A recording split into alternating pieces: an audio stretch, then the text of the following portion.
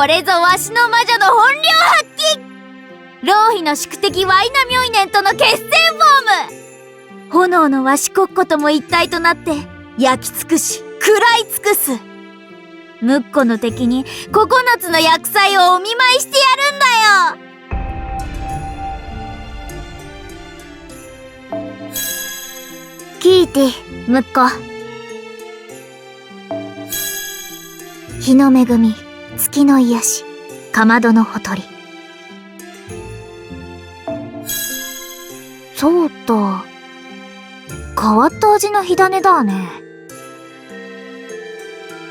手ひどくやらかして、月にも見放されて、そうやって徹底的に追い込まれてからが人の生き様だ。最高にシスってやつだよ。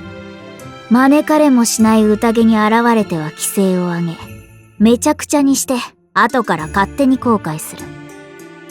それが男という愚かな生き物だよ。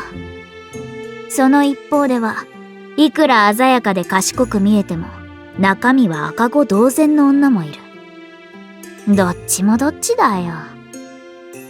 誰もが賢くよなれていたら、歌も恋も生まれやしない。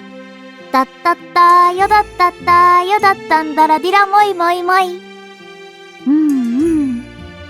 ボホヨラではもっぱら歌や太鼓でまじないをしたもんだ。最近の浪費のお気に入りは、なんといってもエアギターな。しみったれたジジイのカンテレなんぞに負けないんだよ。家族っていいばかりじゃない。大抵厄介なもんだ。生きたままライチョウやリスを分けたりはできないように、なかなか割り切れないもんだよ。思いが伝わらなくて、やりきれないことだって左半時。だから婿選びも慎重になる。まあ、それで浪費の娘たちには苦労をかけたかもしれないな。魔女浪費こそはポホヨラの主だよ。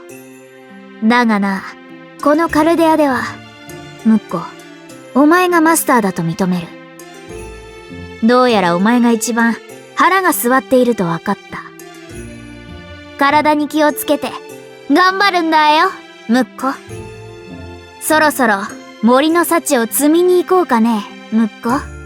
浪費には気遣いも優しい言葉も不要だ。そういうのは他の娘たちにくれてやれ。ムッコを選んだ理由？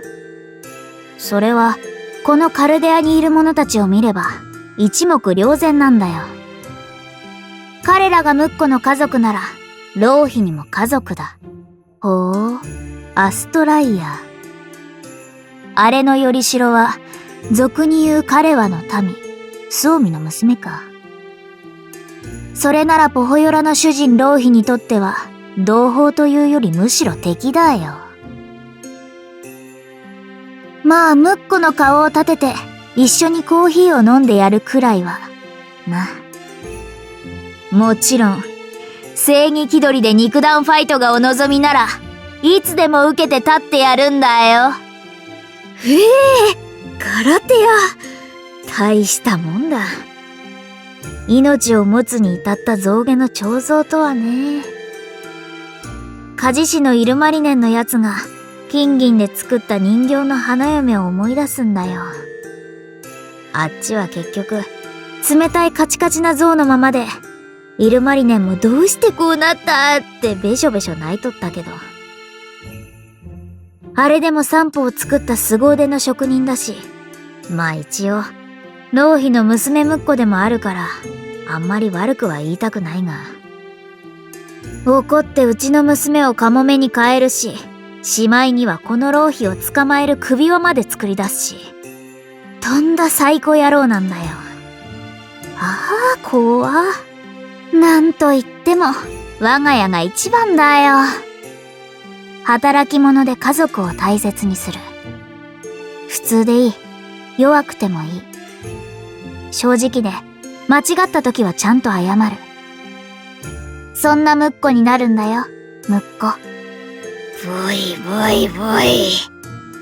浪費が許せないのは悪知恵の利くじじいだよ。若い男はみんなおバカだからね。いたずらも多めに見てやる。あの恩知らずのワイナミョイネンと来たら、とにかく最悪なんだよ。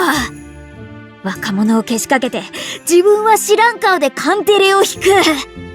散歩は盗むし、赤子は丘に捨てるし。どちくしょうが。散歩さえあれば、魔力で編まれた宝具じゃない。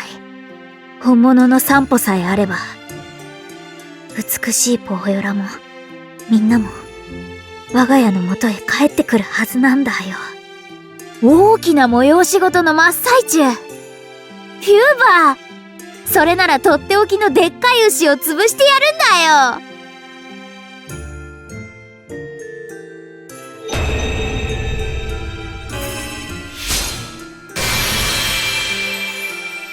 ふふん。